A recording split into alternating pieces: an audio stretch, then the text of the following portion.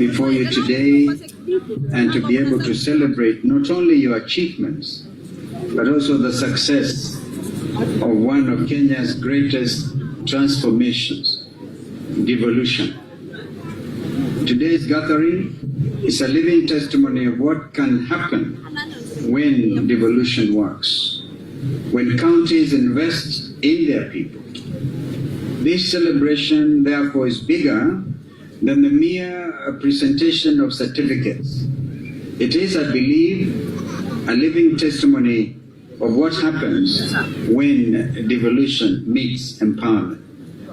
I choose to make this written statement because this is the first such event, so it will go in history, because if I speak off the cuff, which I intend to do, I will juxtapose my remarks with some off-cuff remarks in order to bring this matter to where I believe it should be. Dear friends, the power of devolution lies in its ability to bring government, opportunity, and hope closer to the people. Before 2010, much of our country's progress was decided in Nairobi. We promulgated the new Constitution of Kenya on August 27, 2010. Key among its most definitive and deliberate pillars was devolution, ungatuzi. We were clear that we needed to address deep-rooted challenges that had persisted since our independence, including marginalization, inequality, and the over-centralization of power and resources in Nairobi. Thus, with devolution, every county, including our beloved Machakos County, was given the authority, a measure of resources, and the responsibility to shape its own future. I heard what Deputy Governor Francis Mwangangi said, and it is actually a matter of great shame, a matter which is not acceptable, that while the national government enjoys 85% of the total Kenyan budget, only 15 goes to counties. 15%. A lot of you, or some of you, remember that I was a co-chair to the famous, or is it now infamous, NADCO, National Dialogue Committee, and we even upped it to minimum 20%. But now Governor Francis Mwangangi is telling us it's gone down to 9%. Completely, a complete reversal of what the people of Kenya intended to do through Ngatusi. Imagine if Governor Wavenya is operating within the 15%, by the way, is shared between the 47 counties.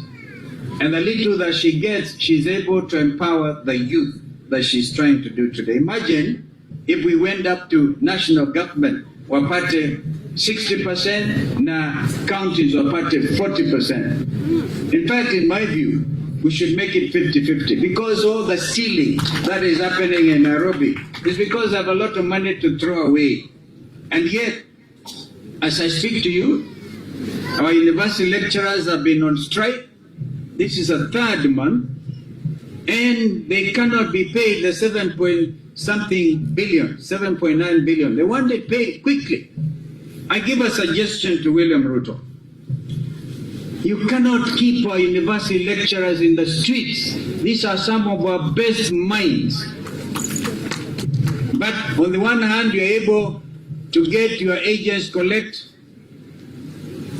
sometimes 6,000 to 10,000 people to State House, bribe them with 10,000 shillings each, mass bribery.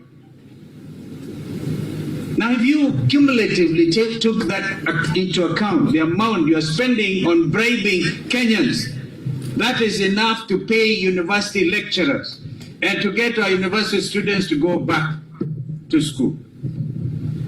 This is just but the simple reality of the mismanagement this country is experiencing at the very top. Distinguished guests, across Kenya and Africa, I will go back a little bit. Thus, with devolution, every county, including Machakos, was given the authority.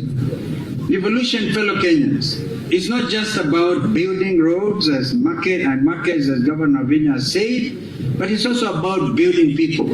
Infrastructure is important. Yes, those roads and those bridges and those dams, like the one what Kibaki and I had even passed through and got funding from the African Development Bank, the Fika Dam. We should have and really brought in a lot more water to go beyond Machakos and beyond Matu to get into Mwitasiano and get a lot of water all over. But that is a matter that the 85% by the national government, even assisted by our development partners like African Development Bank, is still sitting there as a white elephant. Distinguished guests, across Africa, and Kenya of course included, we are seeing powerful examples of how youth empowerment is changing nations.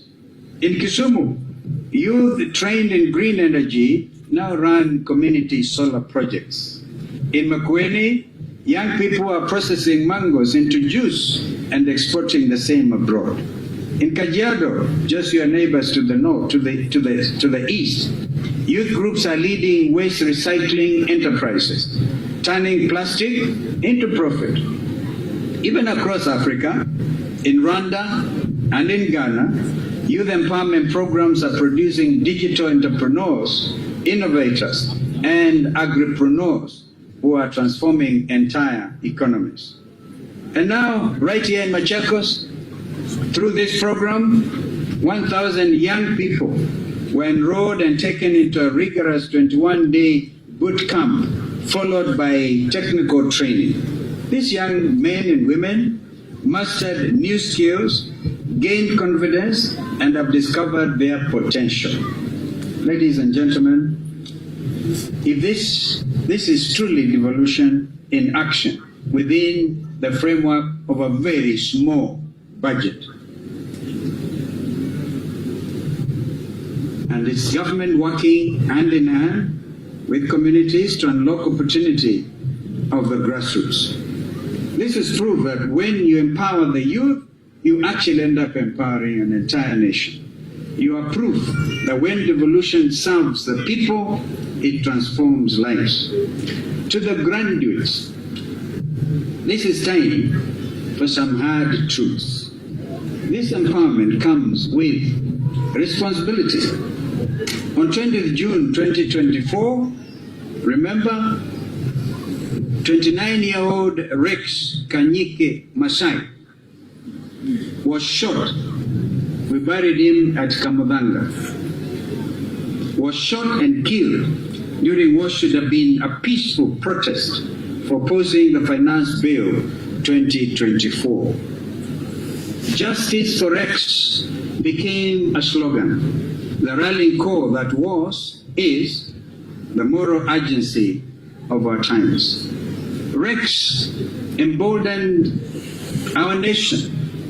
His death galvanized all people across all sectors of our nation, fed up with the status quo, asking only for transparency, equality, and respect of the rule of law by those who hold the instruments of power.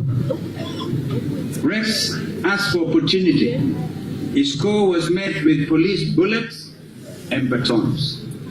Graduates, you are not the future anymore. You are the now. You stand on the shoulders of Rex Masai and hundreds of young Kenyans whose names are forever immortalized in our third, and I dare say, final liberation struggle, and their sacrifice should and will not be in vain. You now carry the torch of progress. My dear friends, Ungatuzi Devolution has given you a platform. Now it is your turn to build upon it. Start small, but think big. Collaborate with others. Use your talents not only to lift yourself, but to lift others. Remember, true empowerment is not about what we receive, but what we give back. Remember too, that you are living proof that devolution works and that local action can lead to national transformation. I urge you, therefore, to take your training as a launch pad. That's what we are, lifting you out of this, to build, to innovate, and to serve. Don't wait for opportunities to come knocking. Go out there and create them. Distinguished guests, ladies and gentlemen,